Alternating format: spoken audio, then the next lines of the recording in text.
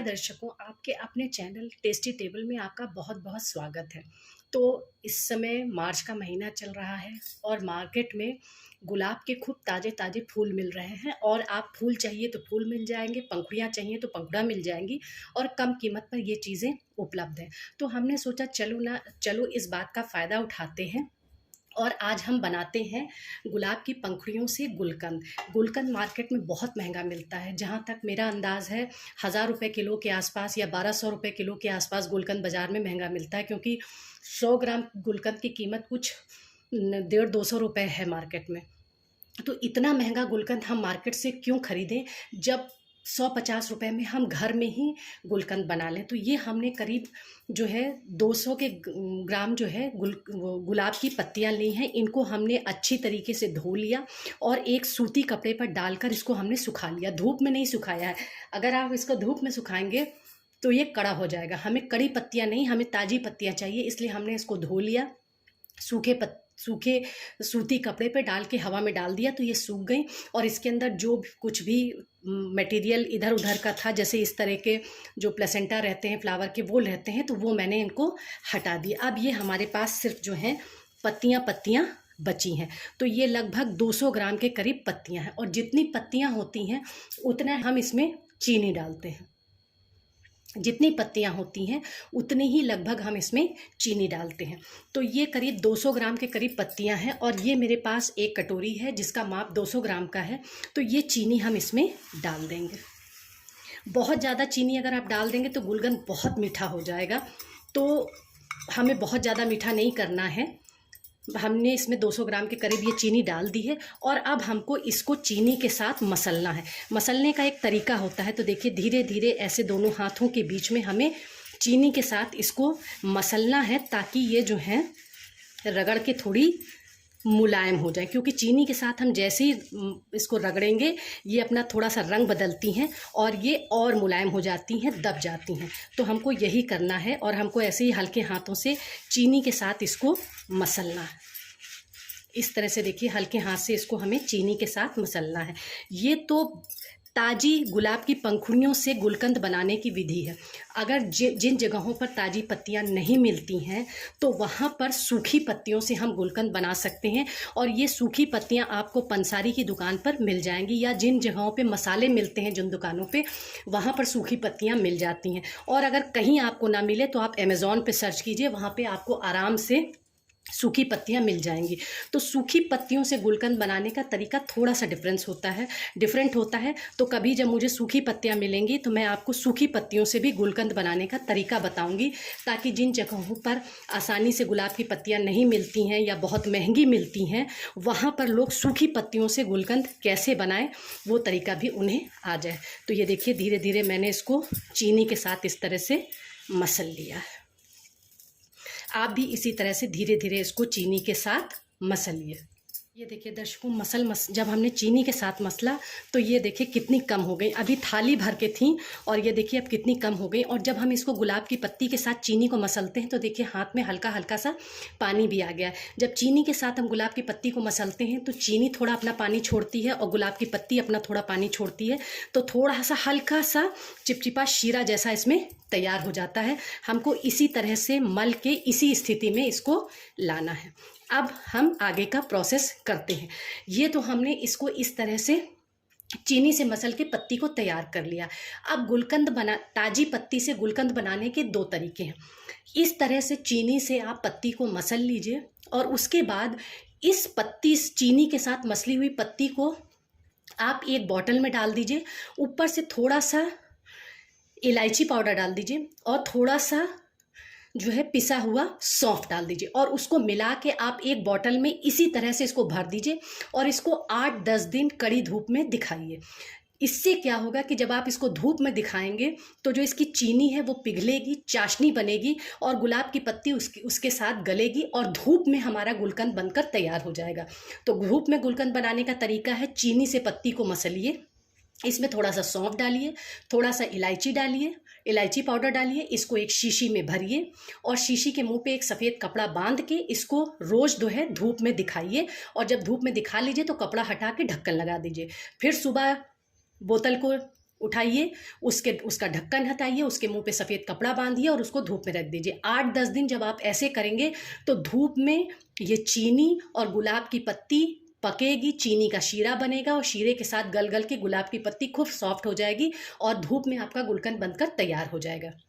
तो ये तो धूप में गुलकंद बनाने का तरीका है। अब गैस के ऊपर कढ़ाई में गुलकंद कैसे बनाया जाता है वो मैं आपको बना के दिखाती हूँ।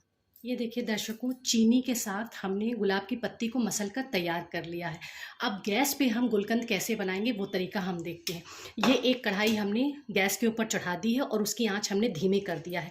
अब ये चीनी और जो पत्ती हमने मसल के रखी है, हम इस कढ़ाई में उसको डाल देते हैं और आँच को हम धीमी ही रखेंगे, आँच को तेज नहीं रखेंगे, ताकि ये धीरे धीरे चीनी के साथ गले। अगर आप आँच को तेज कर देंगे तो एकदम से चीनी गलेगी और वो कड़ी हो जाएगी और गुलकंद आपका एकदम कड़ा कड़ा बनेगा। धीमी आँच में जब आप चीनी और पत्ती को, गुलाब की पत्ती को पकाएंगे तो धीरे धीरे चीनी गलेगी, उसकी चाशनी बनेगी और उसमें ये पत्तियाँ पकेंगी, तो आपका बहुत सॉफ्ट सा गुलकंद बनेगा। तो ये बात ध्यान देने लायक है कि हमेशा जो है गुलकंद बनाते समय आँच को धीमा रखें। ये देखिए धीरे धीरे जो है हमारी धीमी आंच में चीनी पिघल रही है और चाशनी बन रही है और उसी चाशनी में जो है ये गुलाब के पत्ते पक रहे हैं। आपका धूप में गुलकंद बनकर एकदम 7-8 दिन में तैयार हो जाए, तब गुलकंद जब आपका बिल्कुल तैयार हो जाए और आपको लगे कि चीनी पत्ती एकदम गल गई है धूप से, तब आप उसमें अंत में 2 से 3 चम्मच शहद मिला दीजिए।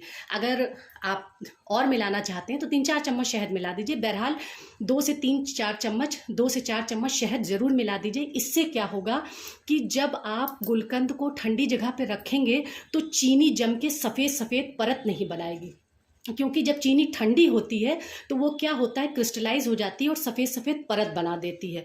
तो जब आप 3-4 चम्मच शहद डाल देंगे तो इस तरह से चीनी का क्रिस्टलाइजेशन नहीं होगा और गुलकंद के ऊपर सफ़ेद परत नहीं आएगी। जब गुलकंद के ऊपर चीनी की सफ़ेद परत आ जाती है तो गुलकंद खाने में कड़ा हो जाता है और किरकिर की आवाज़ आती है चीनी की वजह से, तो इसलिए शहद डाला जाता है। और अब हम गैस में जो ये गुलकंद बना रहे हैं, इसमें भी जब हमारा गुलकंद बनकर तैयार हो जाएगा तो इसमें भी हम शहद डालेंगे, ताकि चीनी इसमें क्रिस्टलाइज ना हो और सफ़ेद परत ना बने और खाते समय दांत के नीचे वो सफ़ेद सफ़ेद चीनी ना आए।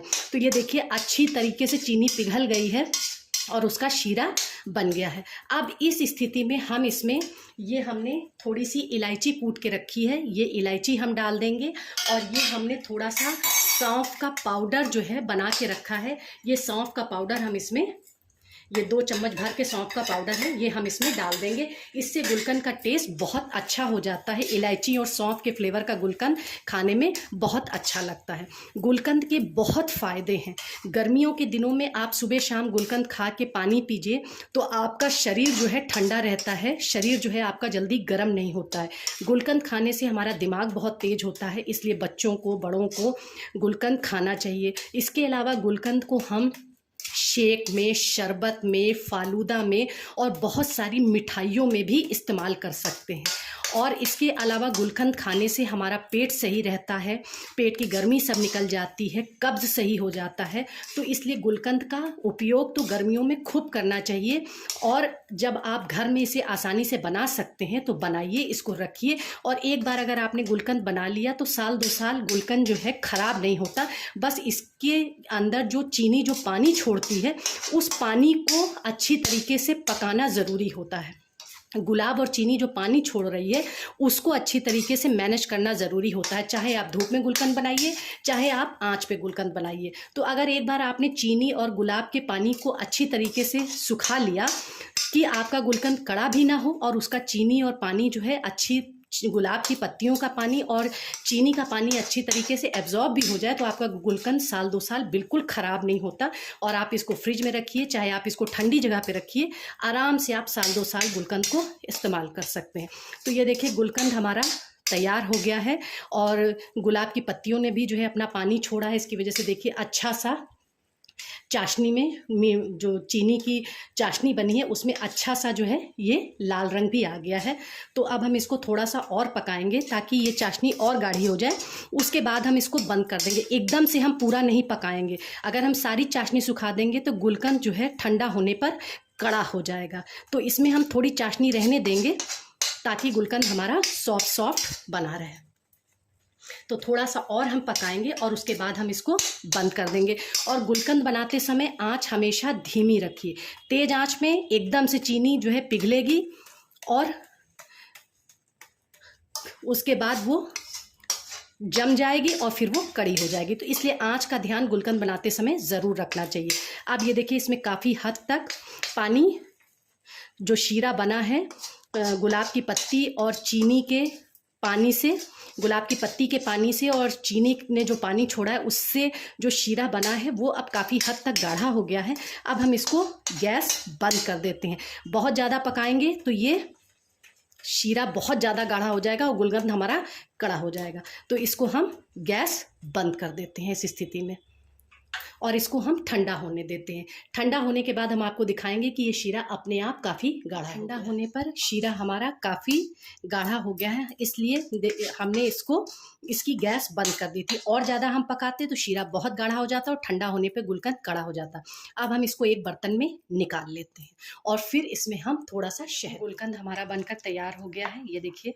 अब इसमें क्रिस्टलाइजेशन ना हो, यानी सफ़ेद सफ़ेद चीनी इसके ऊपर जम के ना, जब इसके ऊपर सफ़ेद सफ़ेद चीनी ना जम जाए, तो उसके लिए अब हम इसमें क्या करते हैं कि हम इसमें 3-4 चम्मच शहद डाल देते हैं। ये शहद है हमारे पास, ये शहद जो है हम चम्मच भर भर के इसमें डाल देते हैं।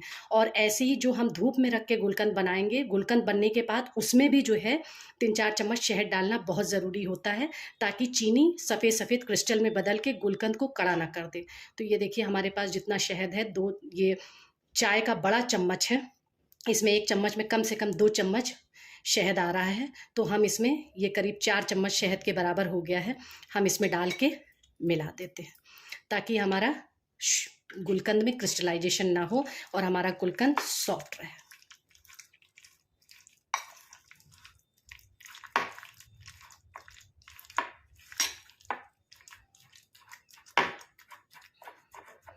ये देखिए हमने एक बोतल धो के साफ़ करके तैयार कर ली है, उसके ढक्कन को भी धो के साफ़ कर लिया, सुखा लिया है।